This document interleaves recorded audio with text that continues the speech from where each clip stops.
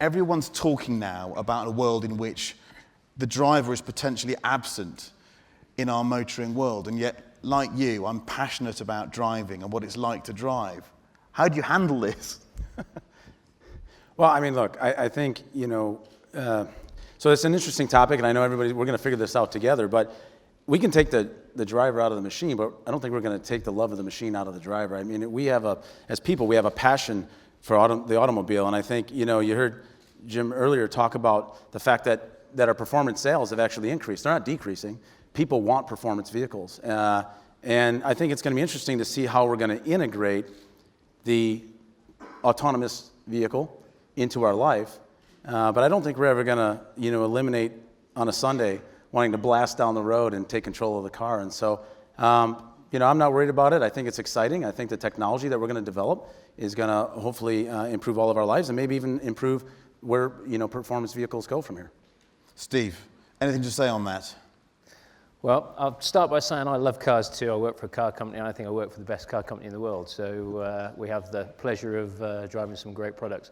But having said that, we have to be really honest with ourselves. And we spend a lot of our time in cars doing really mundane things like sitting in traffic, waiting at traffic lights, or in a long commute where the fun aspect really isn't there. So why shouldn't we let technology do the work for us and automate that tedious piece of the process so that we can be more productive and have fun in other ways, and then leave the fun stuff to the racetrack or elsewhere instead of the commute to work.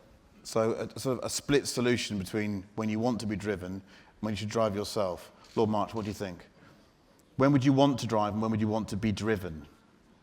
Well, I think the idea of driving becoming more of a leisure activity is an interesting one. Of course, historic motorsport already reflects that very much, and it's hard to believe. I mean, that's one area of motorsport that is growing, whereas the rest, the numbers are definitely going down. And modern motorsport, I guess, in a way, which some of us may not love, has to reflect people's values and what people want nowadays, and it's reflecting new values. It reflects sustainability, it reflects things people have got to take notice of, so at the moment it's got to go in that direction. Andy? Chris, I'm like you, racer. I just fancy my chances against any robot, I tell you.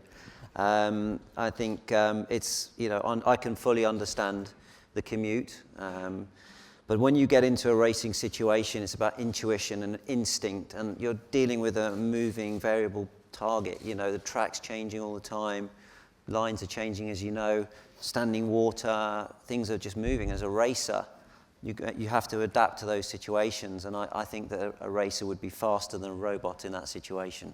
I think that's a challenge.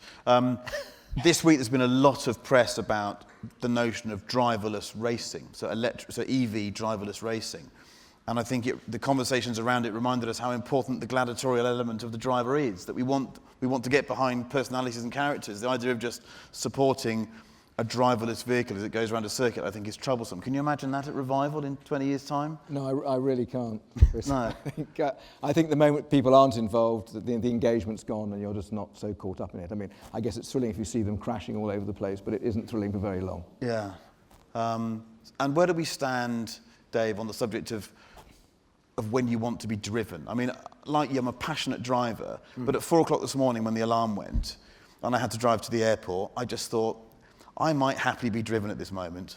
Yeah, I mean, I think there's going to be times that we can, increase our productivity and even increase our safety, by being driven.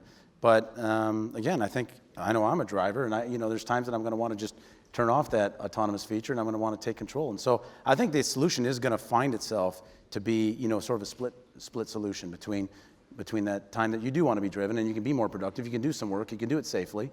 But then you can just go and have fun when you want to. I think that's okay. I mean, I don't think this is a replacement for the driver. I think it's an enhancement to our lives.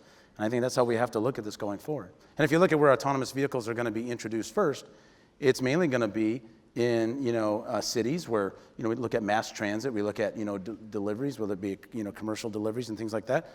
And I think that all of that is going to be a good thing for us as people and as a society. But again, I don't think it's going to replace getting in your car and taking it for a drive when you want to. Steve, the technology is the bit that I find very interesting.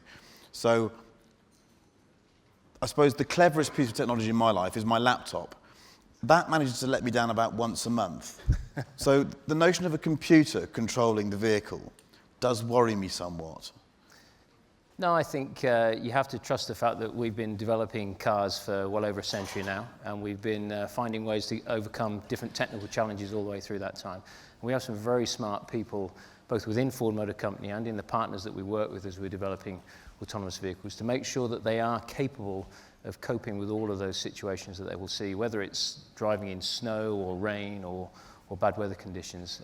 We'll get to a point where you can get in your car in the morning, irrespective of what the weather conditions are, press that button and off you go to the destination you want to go to, and have fun in other ways while you're in the vehicle. I mean, just think all that free time you're going to have to engage in other things, perhaps watch Andy's last race on the TV, or even maybe practicing a simulator you've got inside your AV. I don't know, the opportunities are maybe going to be endless.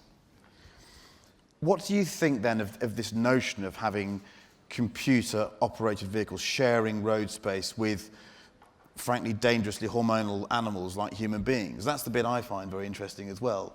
A computer-programmed vehicle sharing space with, frankly, irrational beings like us. How is that oil and water? Can that work? Can they work together? Yes, again, it's one of the use cases the engineers and the teams are working on to understand how you would build algorithms and sensors that are going to be able to detect what other road users do. Just the same as you and I have to do that when we're driving the cars ourselves. We have to be aware of everything around us, and the sensors and systems built into the vehicle will be able to cope with that. We think that that's why we're going to go to a level 4 solution straight away, because we're confident that the vehicles are going to be able to cope in that situation. And that's the strategy, isn't it? Straight to level 4 for Ford. Yes, it is. And what year do you think that's going to happen? Well, we've announced that Mark Fields, our CEO, announced that it's our intention to have a level 4 vehicle on the road in 2021 for commercial applications. So it'll be for either ride-hailing or people moving or maybe goods delivery kind of usage. Lord March, how do you then take this technology and make it attractive to the customer? Because your events are some of the best sales events I've ever been to.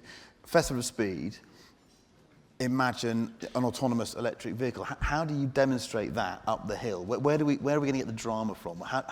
Your team are the best at dressing this stuff up and making it look fantastic. What do we do in the future? Well, I think it's exciting for a bit. Whether any of this stuff will be very entertaining, I don't know. I don't think it will be. I think the entertainment still will rely on the people. And just as people now use their leisure time to race and to be competitive, that they'll still be doing that. And that all the indications are that's on the increase. So I think people will still come. They'll still want to watch that. I mean, how our children relate to modern cars is going to be interesting, and how they relate to racing. And how they relate to racing historic cars is going to be very interesting to see how that moves on a generation.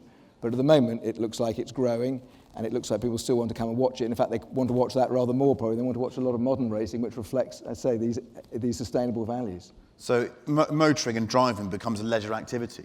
I think it does. It becomes more niche, I think, all the time. So, Dave, you've still got a job.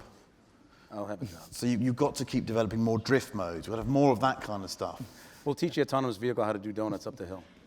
It makes us question how we interact with the motor vehicle, doesn't it, and what we want from it. I mean, Andy, at what point would you be driven by a computer? I would happily drive in a computer on the commute with a car autonomously on my commute. I would happily, obviously, in terms of safety, get in that car and let it go. But to be fast on a racetrack, I would want to be in control. I think motor racing is a human sport. It's about being in the best car. You need the best car to win. But cars don't talk, and in motor racing, the fans want to buy into the whole package, the cars, the drivers, and that's what makes the Goodwood Festival of Speed and Revival so popular, and of course what we do here with the Ford GT, because the drivers are racing these cars and talking and winning, and I think that there is always a place for that in motorsport. Maybe on the way into the pits, I would use the autonomous mode, and maybe that would execute the perfect pit stop. But at 4 o'clock in the morning on the Mont Saint Straight with it raining, I think I'd like to, because obviously I've been brought up with being comfortable, trying to be comfortable in the uncomfortable, so I've got to go beyond the car all of the time. and be comfortable with that, and I'd rather have that control.